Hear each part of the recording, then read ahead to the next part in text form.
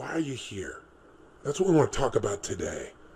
We got to look at what makes you really do what you do. Everything on earth has a purpose, and you do too. That purpose provides an inner drive that once you tap into it can give your life immense fulfillment. It'll also give you certainty.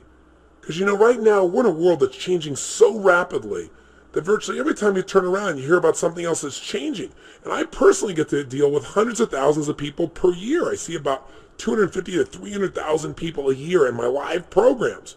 And I hear so much excitement, and I also hear so much fear about the pace of change. I mean, we've all talked about changes happening so rapidly now and paradigm shifts. All that stuff has become so overused at this point that we've become numb to it. But it's true. Never in the history of the world have things changed so rapidly. So you need to find something that's eternal inside of yourself. That no matter what changes on the surface, this part of you does not change. It's the part you come back to, the part that guides you, the part that really makes you fulfilled. And that's your purpose. Because all of a sudden, when you find out a friend's got cancer, or you turn around and you see that 35,000 people at IBM got laid off, or an entire industry disappeared overnight because a new one was created, it'll give you a way to find some good in virtually anything. Your purpose is available to you at any moment in your life, but you got to know what it is. Before we get into it, let me back up a little bit here. Okay, I have a good friend who's one of the most successful financial people in the country. He works in all these financial markets. He's an incredibly successful businessman. And I know he's working very hard right now on a goal. And I went to visit him recently, and boy, he's working hard and he's going to achieve that goal. But, when the goal's finally there, then he's going to be happy. And I thought, no. Each moment we've got to be able to find some sense of meaning for our lives, something that is significant, something that is useful. And we all know this is not a new conversation, but as your coach and as your friend in these tapes, I'd like to draw your attention to some things that maybe you already know but haven't thought about for a while. Maybe get you to put some of your focus into the most important area of life, which is enhancing meaning. See, all of us in life have to have a reason to be here.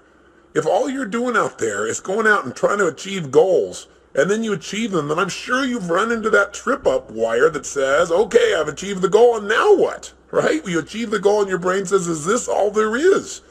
See, the purpose of a goal, as I've shared with you so many times, is not to achieve the goal. The purpose of the goal is what it makes of us as people, who we become. Ultimately, though, we have to have a sense that who we even have become has some kind of meaning. Without that, there's not a reason to live. There's not a reason to get up. There's not a reason to go out there and make it happen. What's really controlling this man's life is fear. When people say they're cynical or they're pessimistic, what they're really screaming out to you is, I'm scared out of my mind. I'm afraid to dream again. I'm afraid to think about what's possible. I'm afraid to really put myself on the line and say, I'm going to go for something. I'm going to stand for something. I'm going to put myself on the line in a relationship or my business or my vision to make a difference in the world. Because you know what? Maybe at one time this person did that. Maybe they tried it several times and it didn't work and they got pain and pain and pain. Pretty soon they didn't want the pain, so they stopped dreaming. They stopped envisioning. They stopped coming up with meaning. Instead, they try to keep themselves away from the pain by saying, well, there's no meaning in it all anyway. But unfortunately, that gives you the ultimate pain because it gives you a life without meaning. And no one can live a life that's fulfilled without a sense of meaning. See, we've been put here for a reason. The question is why? And the answer, I think, is different for every one of us. It's different for me than it is for you, and yet it's the same. Every one of us has been put here. Every one of us is unique and different and special. And I believe our Creator, if I may use the word God, if I may, God has put you here for a reason. The question is, what is it? God does not create things without a purpose. Everything on earth serves a purpose. Why are you here? What are you here to do? What are you here to become, to create, and to give? These are some of the most significant questions that you can answer in your life. And even when you answer them, I'm sure that as your life expands, you'll come up with better answers as you get more experience and you get closer in touch with your own innermost being and maybe closer in touch with your Creator as well. You say, Tony, where are you going with this? I'm really going to the essence of giving your life what you deserve, which is knowing that there are no mistakes, knowing that every little thing you do has a consequence. It can be a positive consequence if you choose it. The most powerful thing that has consequence in your life, though, is the thing we talk about so often, but I gotta say it again, And that is what's really ultimately shaping our lives, our decisions. The first decision is a decision about what to focus on. Where your focus goes is going to determine how you think, how you feel, what you do, ultimately what your life turns out like, what you're able to contribute. The bottom line is we must find an empowering focus out of any situation. The second decision that shapes our life and the meaning of our lives are the decisions that we make about what something means. Meaning is ultimately something we determine. That's the exciting part about it, and that's the scary part about it. And the third decision, of course, is what are you going to do when something happens? See, so much of the fear that we see in life comes from the fact that most of us don't feel like we're in control.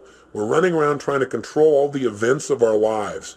And every single one of us is going to experience multiple situations in our life, no matter how skillful we are, where we cannot control the event. Where it's just not something that we can control because we didn't initiate it. Anytime you're dealing with other people, this is going to happen. Anytime you're dealing with Mother Nature, this is going to happen. Most of us in life are so afraid something's going to happen that we can't control, and therefore we're going to get pain, that we try to avoid those things we can't control. We try to shape our lives, where we spend our time, who we spend our time with, what we do, by environments that we feel really comfortable in, where we feel like we're really in control in them. But what that does is it limits the shape and quality of our lives. We've got to be willing to put ourselves out there to discover what we're really capable of when we're put in environments when we don't know what to do, when we don't know what things mean, when we're not sure. It's in those environments that we grow the most. It's in those environments that we discover more of our true purpose as human beings. It's there that our character is shaped.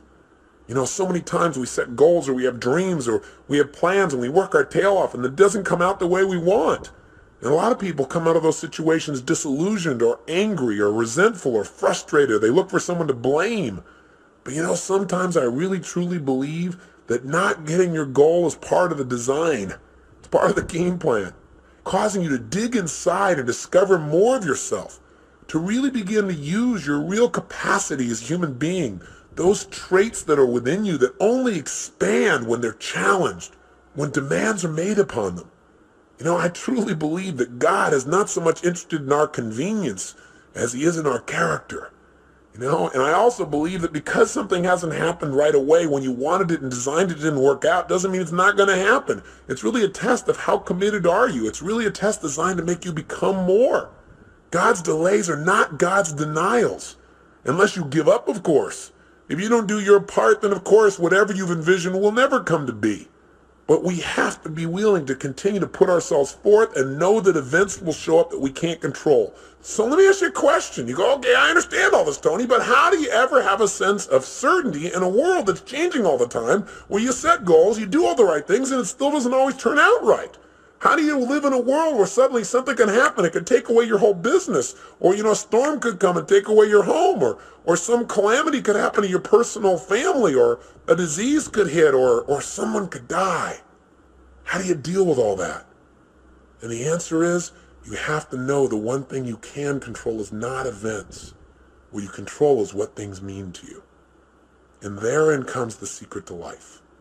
Because no matter what happens in your life, the meaning of what has happened is yours. You get to determine it as long as you're conscious and you don't allow the people around you to teach you what to think. And as long as you don't just go on automatic pilot and allow your nervous system to make up connections that are false. Let me give you an example of what happens to people. Certainly by now you realize that what you do as a human being is primarily driven by your need to avoid pain and your desire for pleasure, right? But see, all of us have learned through life that certain things mean more pain than others.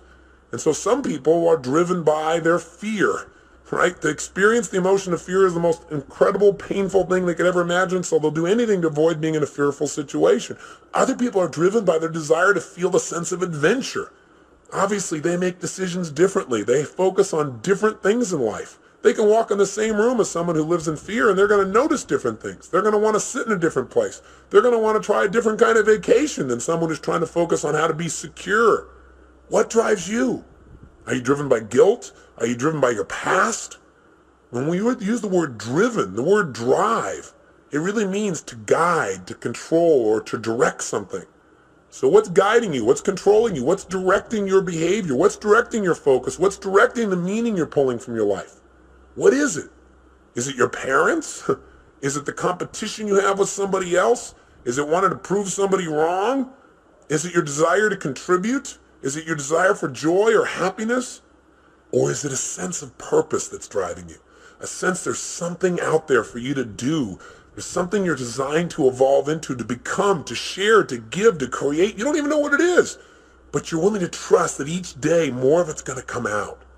See, whatever drives you, that's what's shaping your life, and the challenge is that most of us never